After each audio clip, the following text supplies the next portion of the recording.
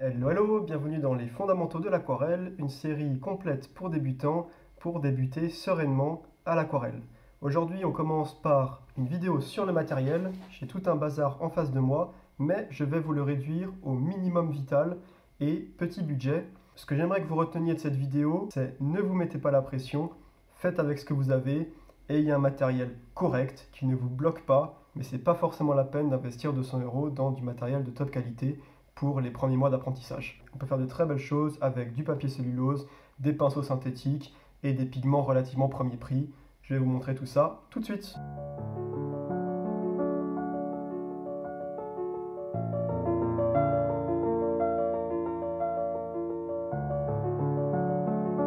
Alors déjà, où acheter votre matériel? Alors pour l'aquarelle, il faut quand même aller dans des boutiques un peu spécialisées pour avoir du matériel spécifique pour l'aquarelle. Alors vous pouvez aller dans des boutiques physiques, notamment si vous êtes sur Paris. Ça peut aussi être sympa d'aller découvrir ce genre de boutique. Je pense par exemple à Rogier et Play ou au magasin Sonnelier à Paris. Après, vous n'avez pas forcément accès à ces magasins et les catalogues sur Internet sont plus complets et souvent moins chers. Donc je vous conseille le site Aquarelle et Pinceaux. C'est au top, on trouve vraiment de tout et c'est là-dessus que je me fournis encore, même si maintenant je suis en Allemagne. J'ai vraiment réduit les choses au strict minimum. En fait, c'est exactement ce que j'emporte quand je vais en plein air. À chaque fois, je vais vous montrer des choix corrects pour débuter et petit budget.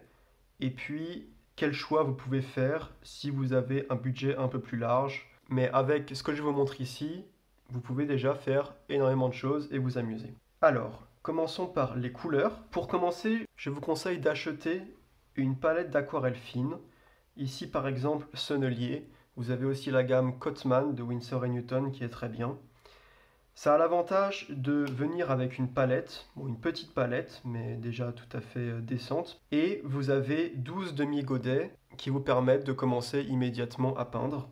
Ce que je vous conseille, c'est de commencer avec ces 12 demi-godets qui vont déjà vous faire plusieurs mois. Et au fur et à mesure que vos godets vont se vider, vous pourrez les remplir avec des tubes. Donc dans un second temps, et vous serez déjà assez avancé dans votre apprentissage si vos demi-godets sont vides. Et donc dans un second temps, si jamais vous avez réussi à vider vos demi-godets, ça veut dire que vous prenez l'aquarelle quand même assez au sérieux et vous pouvez investir dans des tubes d'extra fine. Donc toujours Sonnelier ici par exemple. Sonnelier c'est une marque française de top qualité, top mondial. Donc pourquoi aller chercher ailleurs. Et dans tous les cas, je vous conseille de réduire votre palette vraiment au minimum. Donc que vous soyez sur des tubes ou sur des demi-godets. 3 primaires pour débuter, c'est vraiment bien parce que ça va vous apprendre la théorie des couleurs. On verra ça bien sûr plus tard dans la série. Donc jaune, rose ou magenta. Donc là j'utilise de la laque de Garance Rose Sennelier et cyan. Donc bleu de phthalo, nuance verte par exemple. Ça c'est les 3 vrais primaires. Et c'est vraiment important de l'avoir dans votre palette quand vous débutez, même si vous n'allez pas les utiliser forcément telles quelles, mais c'est important d'apprendre à faire des mélanges. N'achetez pas une palette avec 150 couleurs, parce que vous n'allez pas apprendre à faire des mélanges. Vous pouvez ensuite rajouter un bleu outre-mer, qui est un bleu très saturé, difficile à faire à partir des primaires imparfaites qu'on a ici. Vous pouvez ajouter un rouge sennelier, parce que le rouge, on peut l'obtenir en mélangeant du jaune et du rose, mais à force, ça devient assez pénible si vous utilisez beaucoup de rouge. J'ai aussi de l'ocre, qui est une couleur que j'aime beaucoup et que j'utilise souvent telle quelle. De la terre de sienne, que j'ai du mal à reproduire facilement avec les primaires. Et ensuite du vert sapin, pour me faciliter la vie dans le secteur des verts. Du brun Van Dyck, qui me permet de foncer très rapidement et d'avoir des gris. Et vous pouvez aussi rajouter un gris, donc par exemple un gris de peine, qui est un gris pas très violent, un gris bleu. Et ça va être utile pour faire tout ce qui est monochrome, étude de valeur, on va voir ça plus tard dans la série. Encore une fois, ça c'est des suggestions. Si vous n'avez pas ces couleurs-là dans votre palette de base, mais que vous avez plus ou moins 3 vrais primaires, c'est parfait. Si jamais vous avez vraiment un petit budget pour une dizaine d'euros, vous pouvez prendre aussi des godets un peu plus premier prix, comme cette palette Le Franc Bourgeois, qui est aussi très bien en fait. Et la différence donc des tubes par rapport aux demi-godets, c'est que les tubes, ça va être plus facile de sortir facilement beaucoup de pigments, et ça va être important pour avoir des valeurs assez foncées, comme on le verra plus tard. Ceci dit, vous pouvez très bien vous en sortir avec des demi-godets. L'astuce, c'est juste bien les asperger d'eau, bien les mouiller avant utilisation. Ça va les ramollir et vous pourrez extraire comme ça beaucoup de pigments quand on en aura besoin. Donc voilà mon conseil, commencez avec des godets d'aquarelle fine et ensuite passez au tube d'extra fine. À un moment, vous aurez aussi envie d'acheter une palette un peu plus grande quand vous voudrez partir sur des formats plus grands. Dans cette série pour débutants, on va aller jusqu'à du A5, mais quand vous passez sur du A4 voire A3 ou plus, une palette un peu plus grande que celle-là, ce n'est pas du luxe. Voilà pour les couleurs. Ensuite, le papier. Pour débuter, je vous conseille un papier cellulose. Certains vous diront qu'il faut absolument un papier coton, mais le problème du papier coton, c'est que ça coûte 2 fois plus cher que le papier cellulose, et du coup vous allez avoir peur de le gâcher, et ça c'est la pire erreur que vous pourriez faire, parce que quand vous débutez, il faut absolument que vous gâchiez du papier. Il faut vous entraîner, il faut rater, recommencer, à s'améliorer. C'est en faisant des erreurs qu'on va s'améliorer. Donc si vous avez peur de gâcher votre papier, vous allez peindre en tremblant, et vous n'allez pas oser faire les choses, et ça va fortement ralentir votre apprentissage. Dans les papiers cellulose, il y a un peu de tout et n'importe quoi. Il y en a des très bons, il y en a des beaucoup moins bons. Moi, je vous conseille le Canson Montval, qui est assez proche en fait du papier coton au niveau du ressenti. Et ça, c'est mon papier d'étude que j'utilise au quotidien. Et c'est très bien, très bon rapport qualité-prix. Ce qu'il faut absolument que vous regardiez, c'est le grammage de votre papier.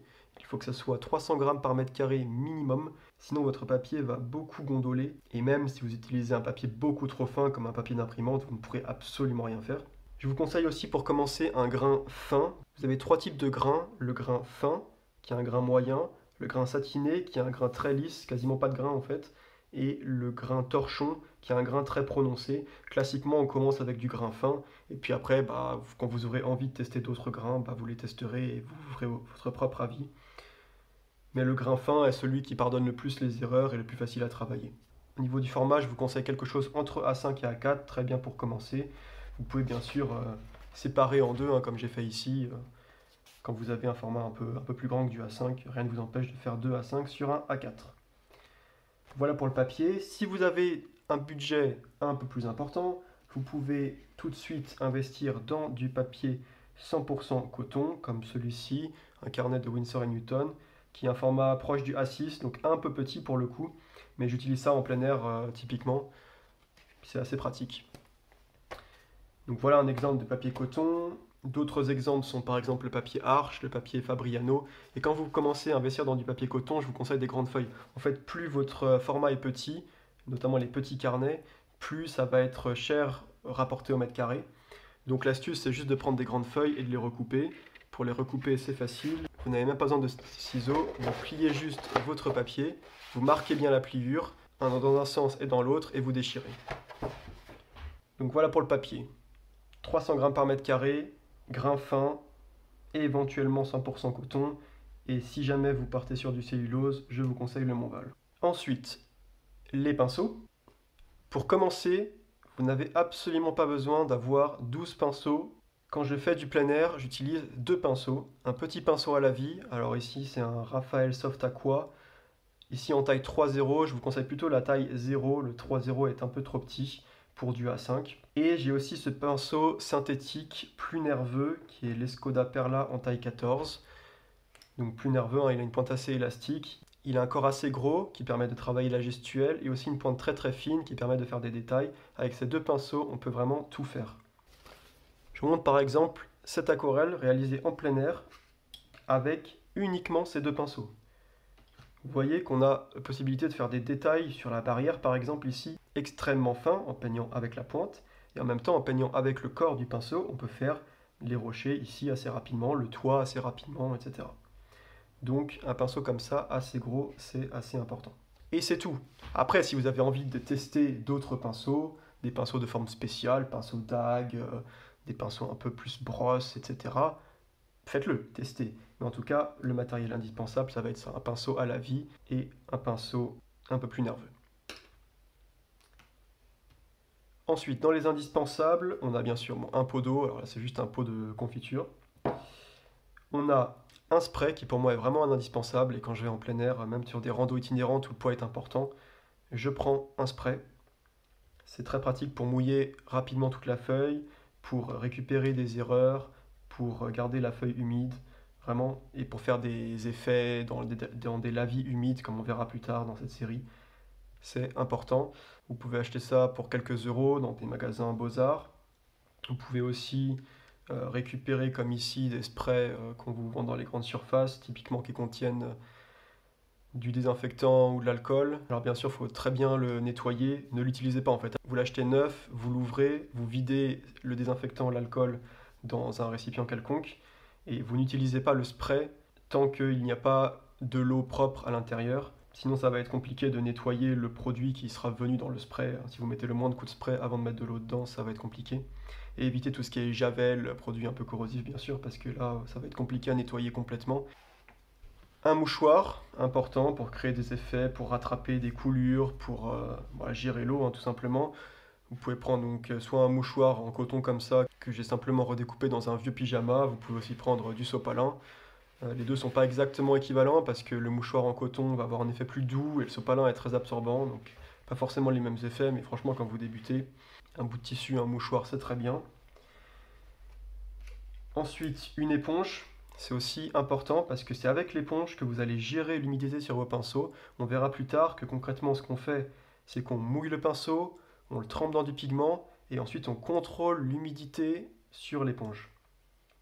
Alors vous pouvez aussi faire ça sur un chiffon. Je trouve ça un peu plus facile sur une éponge. Et typiquement quand je pars en plein air, ce que j'ai fait, c'est que j'ai découpé un petit rectangle d'éponge que je viens placer ici. Et donc c'est très pratique parce que hop, je peux prendre ma couleur, tremper dans l'eau et puis venir éponger.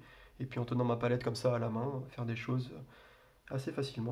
Et pour finir, juste un crayon pour faire des croquis, que ça peut être des croquis très simples, juste tracer une ligne d'horizon, avoir quelques repères. Un crayon bien taillé, ça va vous permettre de faire des traits fins qui ne vont pas se voir sur le rendu final. Et voilà le matériel absolument indispensable. Pour débuter sereinement, il n'y a besoin de rien de plus, je vous assure. Tout ça va vous coûter une trentaine d'euros. Et vous pourrez déjà faire de l'aquarelle pendant 1 ou 2 mois, vous entraîner, ne pas avoir peur de rater, c'est très important. Ensuite, encore une fois, si vous avez un peu plus de budget, vous pouvez investir dans un pinceau à la vie en poil naturel qui va retenir plus d'eau qu'un pinceau à la vie en poil synthétique comme celui-là. Choisissez une taille de pinceau assez grosse. Alors ici, c'est un Raphaël 803 taille 4 qui est un peu trop gros pour du A5 pour le coup. Mais voilà, vous pouvez prendre un taille 3 par exemple. Comme je vous disais, une palette un peu plus grande, en plastique ou en métal, ça peut être pas mal. Et pour finir, je vais vous montrer du matériel un peu optionnel que j'utilise régulièrement personnellement, mais qui n'est pas absolument indispensable. Et par exemple, je ne le prends pas quand je vais en plein air. Alors, du scotch pour scotcher vos feuilles. Ça sera utile quand on va mettre beaucoup d'eau, travailler dans l'humide. On va pouvoir étirer le papier et faire en sorte qu'il gondole moins. Alors, vous avez du scotch qu'on vous vend assez cher, comme ça, en papier de riz, je crois. Le problème, c'est que ça ne scotche pas beaucoup. Et donc, tant qu'on est sur des petits formats, ça va. La tension du papier sera relativement faible. Mais dès qu'on est sur du A4 ou plus, ce scotch-là, il tient plus. Vous pouvez tout simplement acheter du scotch Tesa qui marche très très bien. Alors vérifiez quand même en fonction du papier que vous avez que ça ne l'arrache pas, mais pour le Montval par exemple ça marche très bien. Et pour le coup c'est plus costaud. Avec ça vous n'avez aucun problème de scotch qui va se déscotcher dans l'humide. Bon, un taille-crayon, je l'ai mis en optionnel parce que concrètement vous pouvez tailler vos crayons avec un couteau, vous pouvez aussi prendre un critérium. De la gouache blanche qui permettra de faire des réserves a posteriori, on le verra dans la série. Prenez de la gouache extra fine. Là, c'est vraiment important. La gouache fine, blanche, elle aura trop tendance à jaunir. Elle ne sera pas assez éclatante. Prenez de la gouache extra fine. Un Posca blanc, éventuellement. Toujours pour faire des réserves de blanc a posteriori ou des corrections. C'est une bonne alternative à la gouache blanche. C'est tout aussi blanc si on s'en sert correctement. Et c'est très facile de signer vos œuvres avec un Posca. Donc, pourquoi pas. Encore une fois, c'est optionnel. Un stylo liner assez précis permettra de s'amuser en faisant du line and wash par exemple. Travailler un peu le dessin autrement qu'avec un crayon, ça peut être amusant, je m'en sers régulièrement. Une gomme, je ne l'ai pas mis dans les indispensables parce que concrètement quand on débute on va pas faire des croquis super sophistiqués et on va pas appuyer beaucoup sur le crayon donc normalement on ne gomme pas. Ceci dit une gomme, bon, on sait jamais, c'est toujours relativement utile.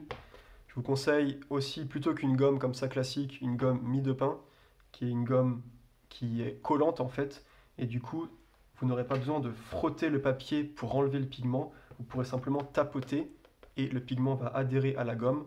Quand vous faites un croquis aussi, vous pourrez utiliser votre gomme comme un boudin et la passer sur tout le croquis comme ça de manière uniforme, et et ça va permettre d'estomper le croquis pour ne pas qu'il se voie à la fin, notamment si vous avez tendance à trop appuyer sur votre crayon. C'est tout à fait optionnel, bien sûr. Surtout que quand on débute, bon, c'est pas vraiment un souci si le croquis se voit à la fin, c'est même pas forcément inesthétique. Du liquide de masquage pour faire des réserves, dans certains cas particuliers, ça peut être utile. Bon, il y a différentes marques. Ici, c'est du Sennelier, il n'est pas forcément terrible. Il paraît que le PBO est mieux. Un carnet de croquis, parce que peut-être que vous aurez envie de faire du dessin, tout simplement, pas forcément de l'aquarelle. Donc ça peut être sympa. Voilà, je travaille par exemple ici des postures récemment. Donc voilà, c'est toujours sympa d'avoir un cahier pour dessiner, mais évidemment pas du tout indispensable pour l'aquarelle. C'est du papier fin, hein, c'est pas du papier aquarelle. Ceci dit, vous pouvez quand même vous amuser à faire des lavis assez à queue sur du papier comme ça, et ça marche assez bien. Bon, bien sûr, il faut avoir un peu de maîtrise technique et on ne peut pas revenir du tout, mais bon, ça peut être sympa, et puis de toute façon, c'est juste pour s'entraîner et s'amuser sans prise de tête. Enfin, un petit carnet, vous allez pouvoir noter tout ce que vous apprenez au fur et à mesure, les astuces que vous retenez quand vous regardez un tuto. Par exemple, quand vous regardez cette série, vous notez, ok, perspective atmosphérique, on verra plus tard, c'est les valeurs qui sont plus claires vers l'horizon. Des choses comme ça vous permet de garder une trace de tout ce que vous apprenez. Vous n'avez pas besoin de revoir 100 tutos pour vous remettre en tête toutes les techniques que vous apprenez au fur et à mesure. Voilà. Donc, c'était le matériel indispensable et optionnel que je vous conseille pour débuter. L'avantage de l'aquarelle, c'est qu'il n'y a pas besoin de se ruiner pour commencer. On peut avoir du matériel très correct pour une trentaine d'euros et du matériel d'excellente qualité, de qualité professionnelle pour une centaine d'euros. Et puis voyez ça comme un investissement. Vous voyez, si vous achetez des bons pinceaux dès le départ, ces pinceaux ils vous feront des années. Vous achetez des tubes d'extra fine, alors c'est sûr que acheter tous les tubes d'un coup, ça vous fait tout de suite assez cher d'un coup, mais bon, un tube, ça dure assez longtemps, bien sûr. Et donc finalement, quand vous pratiquez, votre budget principal, ça sera le papier, parce que pratiquer, c'est faire des erreurs, c'est recommencer, c'est s'entraîner encore et encore. Et le papier, c'est pas un truc que vous pouvez réutiliser, c'est aussi l'inconvénient de l'aquarelle. Donc c'est pour ça que je vous conseille d'avoir du papier d'entraînement. Et vous pouvez faire déjà de belles choses sur ce genre de papier. Quand vous serez plus à l'aise, vous pourrez passer sur du papier coton. Voilà pour cette vidéo de présentation du matériel indispensable pour bien débuter à l'aquarelle. Alors c'est pas la vidéo la plus intéressante de la série, mais on a dit qu'on allait être exhaustif. On est exhaustif, on parle du matériel. Maintenant ça y est, vous l'avez, vous avez votre papier, votre palette, vos pigments, vos pinceaux, votre éponge, votre spray, votre bocal d'eau et votre crayon de papier. Et vous êtes fin prêt pour commencer, vous ne vous êtes pas mis la pression pour acheter le matériel au top, vous faites avec ce que vous avez du matériel correct qui va vous permettre de bien débuter. Et la prochaine fois, on va passer à la pratique. À la prochaine!